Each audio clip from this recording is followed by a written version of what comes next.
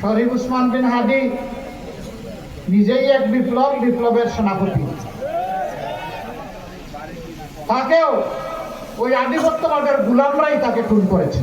তোমরা আবরার ফাহাদ, আবু সাইদ, হাদি আর তাদের সহযোদ্ধা 1400-কে খুন করে তোমরা মনে করেছো যে তোমরা বাংলাদেশের যুবকদেরকে ভয় ধরিয়ে দিবে? তারা তো ওই মাদের গর্ভ থেকে বের হয়েছেন, যেই মা 4 আগস্ট উত্তরার রাজপথে 10 মাসের বাচ্চা কোলে নিয়ে রাস্তায় নেমে এসেছিলেন। সাংবাদিকরা জিজ্ঞেস করেছে, আপনি এই সাংঘাতিক কাজ করতে গেলেন কেন? তিনি বলেছিলেন, কি সাংঘাতিক কাজ করেছি?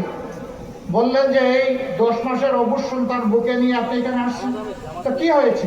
তো আপনি দেখতে পাচ্ছেন না মুহুর্মুহু গুলি আর খাড়ি খাড়ি লাশ?